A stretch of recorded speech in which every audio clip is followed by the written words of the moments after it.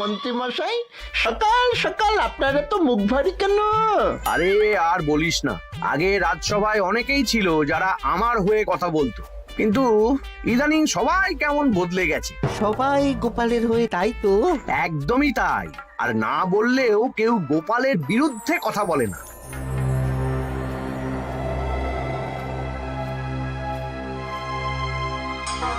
কি মন্ত্রী মশাই, আজকাল তো আমার কথা আর মনেই পড়ে না, ভুলে গেছেন নাকি?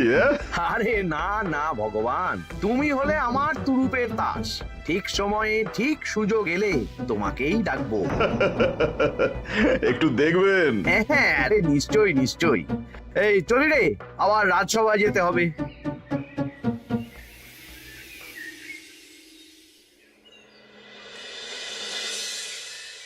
আচ্ছা, তোমরা বলো তো, আমাদের রাজ্যের সার্বিক উন্নতির জন্য সবার আগে কি দরকার? মহারাজ, আমি বলবো, বলো গোপাল।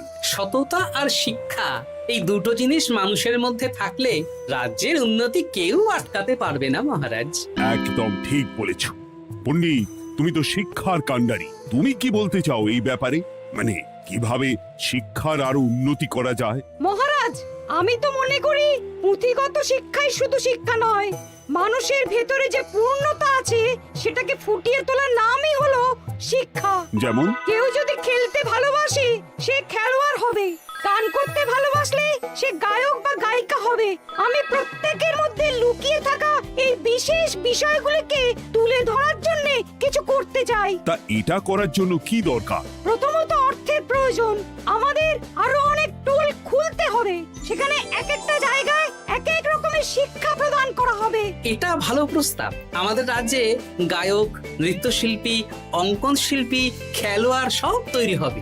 দেশ বিদেশে রাজ্যের নাম উজ্জ্বল হবে। মহারাজ, একদম এসব উল্টো পাল্টা খরচ করবেন না। কেন কেন?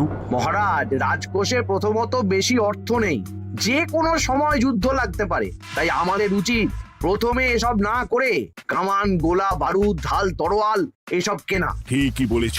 কদিন ধরেই শুনছিলাম সীমান্তবর্তী এলাকায় ইংরেজ সেনারা নাকি ঘুরঘুর করছিল। পণ্ডিত মশাই, আপনার এই সব পাণ্ডিত্য অন্য জায়গায় ফলাবেন কেমন? এসব করে লাভের লাভ কিচ্ছু নেই। কাউকে যদি ইংরেজরা গুলি করে সে কি গান শোনাবে? হ্যাঁ, মন্ত্রীর কথায় যুক্তি আছে। মহারাজ, আপনি বরং পণ্ডিত মশাইকে কিছুদিনের জন্য ছুটি দিয়ে দিন। পণ্ডিত মশাইয়ের মাথার একটু বিশ্রাম দরকার। হ্যাঁ পণ্ডিত, তুমি বরং দিন 15 জন্য তীর্থে ঘুরে এসো। যথা আজ্ঞা মহারাজ।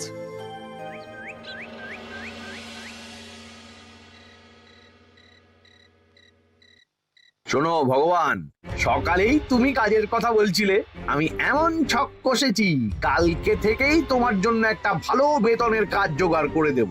শুধু যা বেতন পাবে তার অর্ধেক আমাকে দিতে হবে, কেমন? রাজি রাজি। কি কাজ বলুন? শোনো, বাহ বাহ, দারুণ দারুণ, হয়ে যাবে কাজ।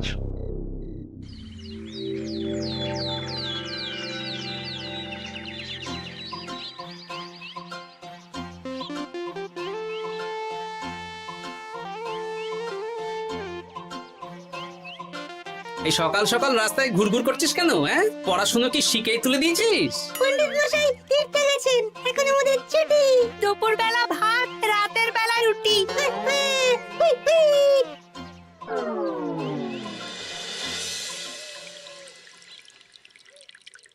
মহারাজ, গতকাল পণ্ডিতকে ছুটি দিলেন আর আজ পাঠশালার সব ছাত্রছাত্রী সকাল থেকে ঘুরঘুর করছে। এ কি, তাহলে তো মুশকিল। মুশকিল আসান করার রাস্তা আমার কাছে আছে মহারাজ। আমার সন্ধানে এমন একজন পণ্ডিত আছেন যিনি বহু ভাষাবিদ, অনেক পাণ্ডিত্য, দেশ বিদেশে শিক্ষাদান করেছেন। কিন্তু তাকে আমরা পাবো কোথায়? তিনি কৃষ্ণনগরে ঘুরতে এসেছেন, শুধু ওনাকে বেতনটা একটু বেশি দিতে হবে। এবং তিনি এই রাজ্যের যে কোনো মানুষের চেয়ে বেশি শিক্ষিত, তার পড়ানোর ধরনই আলাদা। সে কোথায়? আমি তাই ওনাকে আজকে রাজসভায় আসতে বলেছি। মহারাজ, আপনার সাথে একজন দেখা করতে এসেছেন। দেখুন মহারাজ, বলতে না বলতেই হাজির। ওনাকে ভিতরে আসতে বলো। আচ্ছা মহারাজ।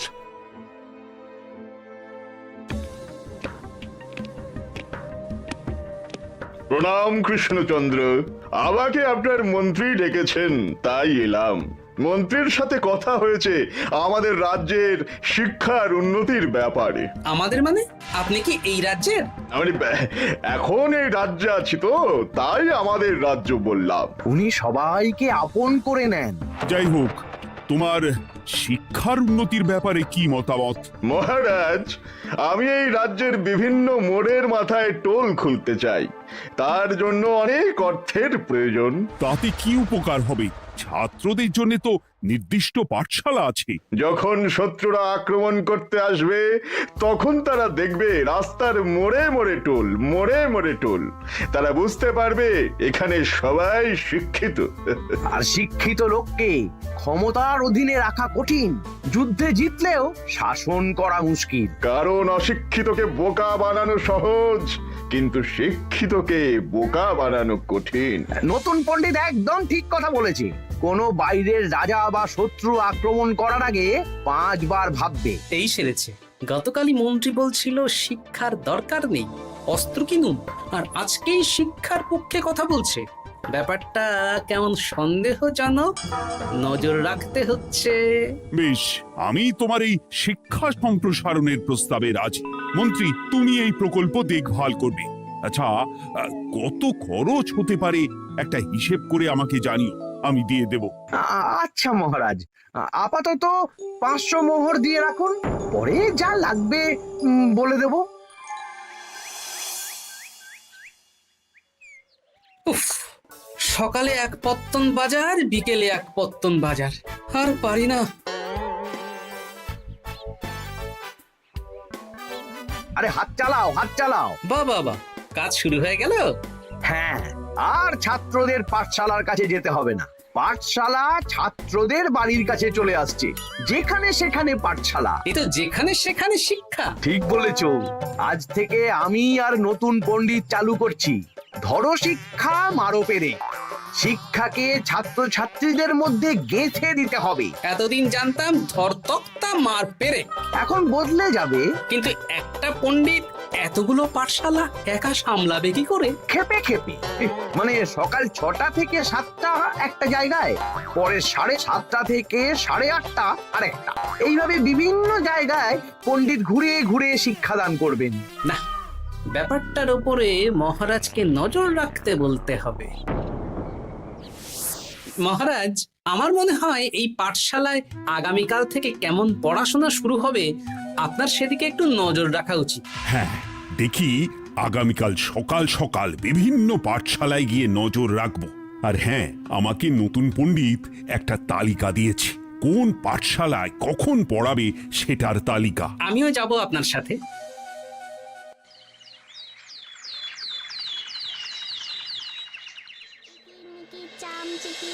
কাটা মজুমদার ধে এলো দামোদর, দামোদরের হাঁড়ি কুড়ি, দুয়ারে বসে চাল কুড়ি। দেখি কুটি, তোরা এই কিরমিকির খেলছিস? নতুন পণ্ডিত কোথায়? উনি তো এই মাত্র দক্ষিণের পাঠশালায় গেলেন। ন্যাপলা আর গুলটে আজ থেকে ওখানেই গেছে। ওদের দুজনের বাড়ি কাছাকাছি তো, তাই। আচ্ছা চলো তো গোপাল, দক্ষিণেই গিয়ে দেখি।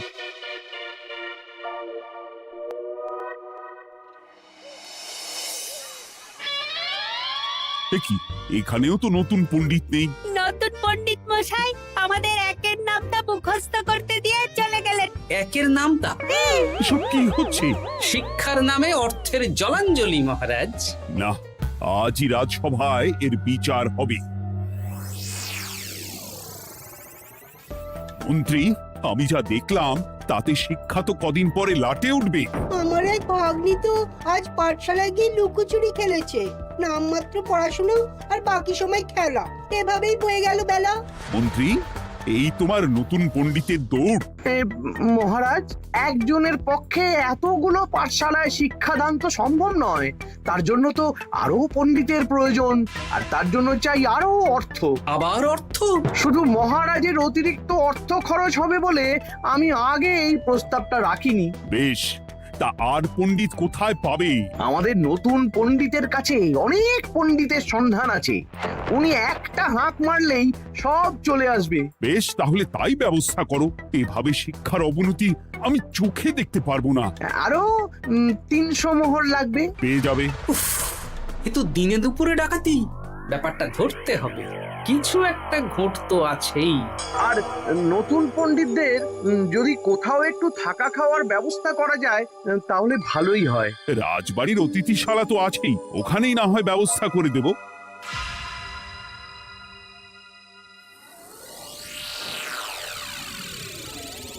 শোন বটা ঘটা আর কেলে পচা, তোদের এইবার এই ভগবানের মতন শিক্ষাদান করতে হবে। আরে আমি তো শিক্ষা বানানই জানি না। সে না জানলেও হবে, শুধু দাড়ি গোফ লাগিয়ে নকল পণ্ডিত সেজে কালকে থেকে পাঠশালায় যেতে হবে। কাকে কোথায় যেতে হবে সব আমি বুঝিয়ে দেব। আচ্ছা,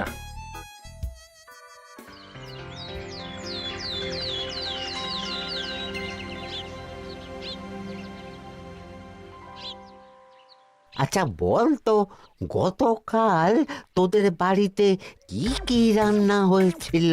ভাত, মসুর ডাল আর লাউ ঘন্ট। লাউ ঘন্টের মধ্যে চিংড়ি ছিল? না, তা আজকে কি রান্না হবে? আজকে সকালে বাবা বাজার থেকে পাকা কাতলা এনেছে। কাতলা মাছের পাতলা করে ঝোল হবে। আর তোর? আমাদের আজ নিরামিষ, এই কবজি ডুবিয়ে সবজি ভাতি খেতে হবে। বেশ।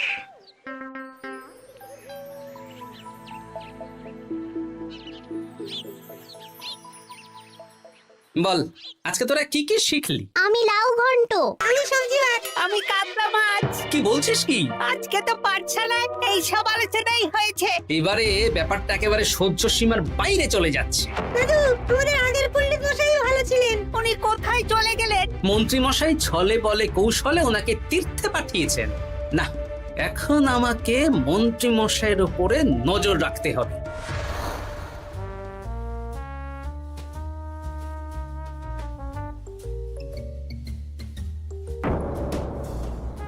পাঠশালায় পড়ানোর ব্যাপার তো বিকেলেই মিটে গেছে।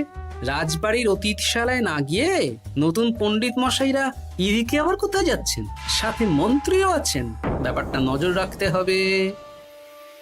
তাড়াতাড়ি চল। চলুন চলুন। এদিকে তো বটা ঘটার বাড়ি, এদিকে মন্ত্রী মশাই কোথায় যাচ্ছেন?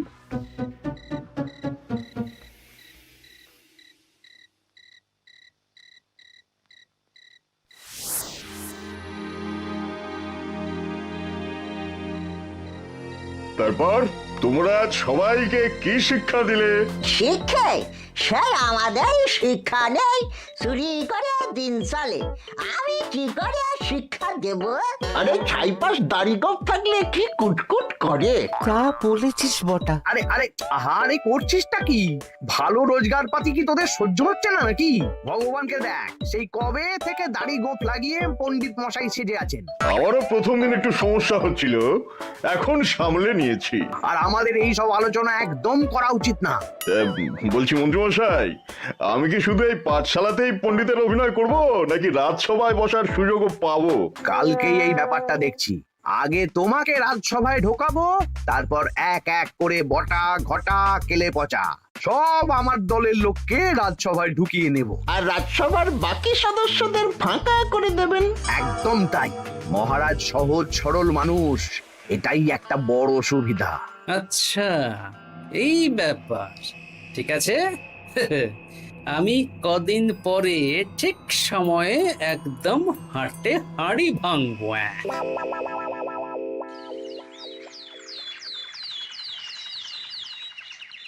তাহলে মন্ত্রী, আর কোনো সমস্যা নেই তো? না না মহারাজ, এখন আর কোনো সমস্যা নেই।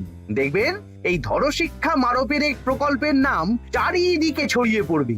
আমার তো মনে হয় একটু পাঠশালাতে বিজ্ঞান নিয়েও আলোচনা করা উচিত। হবে হবে, সব হবে।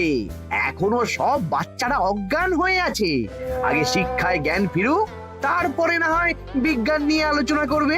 বিজ্ঞানী তো প্রস্তাবটা খারাপ রাখেনি। তুমি কি বেশি বোঝো? তাহলে তুমিই তো বিজ্ঞান শেখাতে পারো। আমি কবিরাজি শিক্ষা দান করতে পারবো।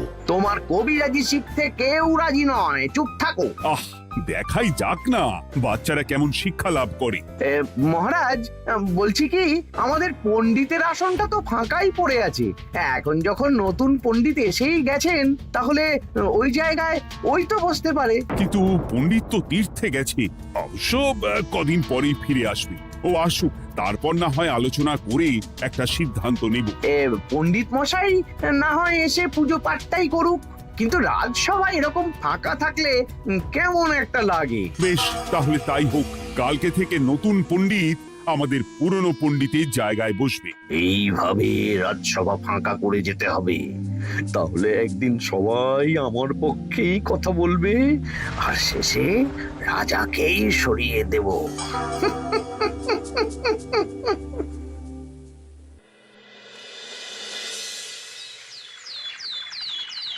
মহারাজ, সর্বনাশ হচ্ছে চারিদিকে। চলুন চলুন, আমি পুরো বিষয়টা ধরে ফেলেছি। কি ধরে ফেলেছো? শিক্ষার নামে ষড়যন্ত্র চলছে মহারাজ। রাজসভায় চলুন, সব বলছি। আচ্ছা আচ্ছা, আসছি। হ্যাঁ বলো গোপাল, তুমি কি বলছিলে শিক্ষার নামে ষড়যন্ত্র নাকি? মানে গোপাল মস্করা করছে নাকি? রাজ্যে দারুণ শিক্ষাদান চলছে। মহারাজ, আমি দেখে ফেলেছি আমাদের নতুন পণ্ডিত আসলে কোনো পণ্ডিত নন। ইনি আপনাকে, আমাদের সবাইকে বোকা বানাচ্ছেন। তাই নাকি? ডাকো দেখি নতুন পণ্ডিতকে। এই তো মহারাজ, আমি চলে এসেছি। এই তো, ইনি বদমাশি করছেন, শিক্ষার্থীদের ভবিষ্যৎ নিয়ে খেলছে।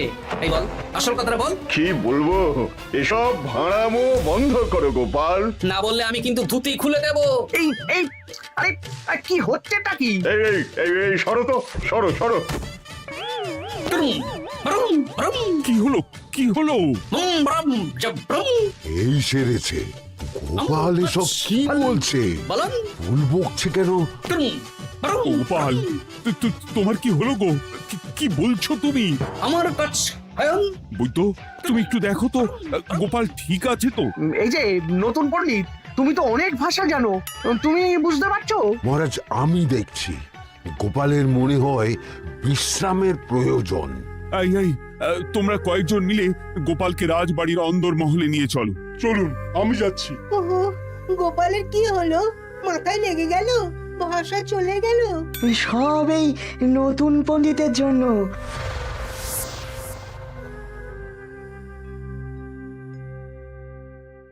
ভাল খাচ কাচ হায়ন মস্কর কাচ। মহারাজ, আমার মনে হচ্ছে গোপালের বাইরে থেকে কিছু হয়নি, ভিতর থেকে কিছু হয়েছে। নারী স্পন্দন, হৃদস্পন্দন সব ঠিক আছে। আমার বড় যাব ভ্রম। কিন্তু গোপাল কি ভাষা বলছে বোঝা যাচ্ছে না। নতুন পণ্ডিত, একবার চেষ্টা করে দেখো না। আমার কাছে হয় না।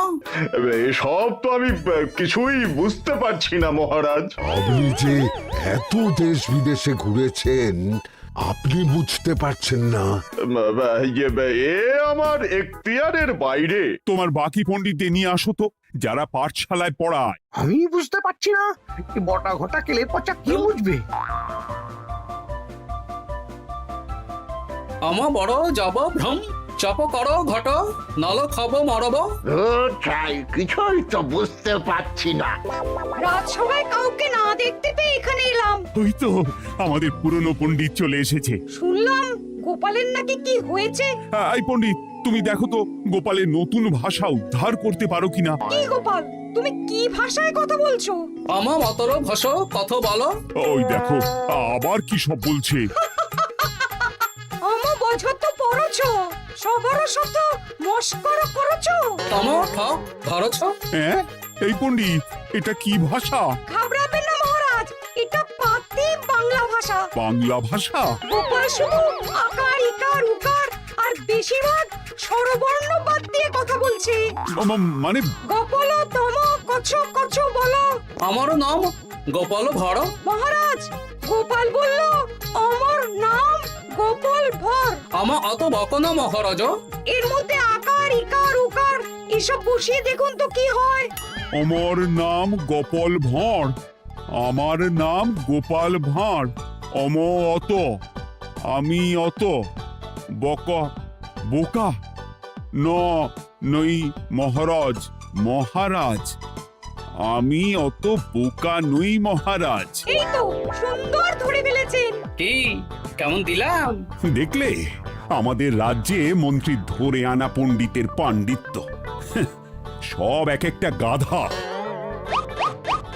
হ্যাঁ এ কি ভগবান, বটা ঘটা কেলে পচা। মহারাজ, এখান থেকে কি বুঝতে পারলেন? কি?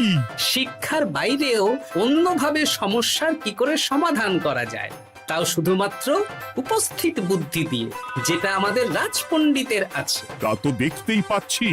আর সেই জন্যেই মন্ত্রী ওনাকে সরাতে চেয়েছিলেন, আর কিছুদিনের মধ্যে সব সভাসদদের সরিয়ে দিতেন। আমি সব মতলব শুনেছিলাম, আর এই দিনটার জন্য অপেক্ষা করছিলাম। আজকেই তো পণ্ডিতের তীর্থ থেকে ফিরে আসার কথা। তাই আজকে এই ছোট্ট নাটকটি করলাম। এবার মন্ত্রী আর এই 4 জন নকল পণ্ডিতকে আচ্ছা করে কারাগারে গিয়ে ধোলাই দাও। ধোলাই হলো ওনাদের জন্য উপযুক্ত এবং উচিত শিক্ষা।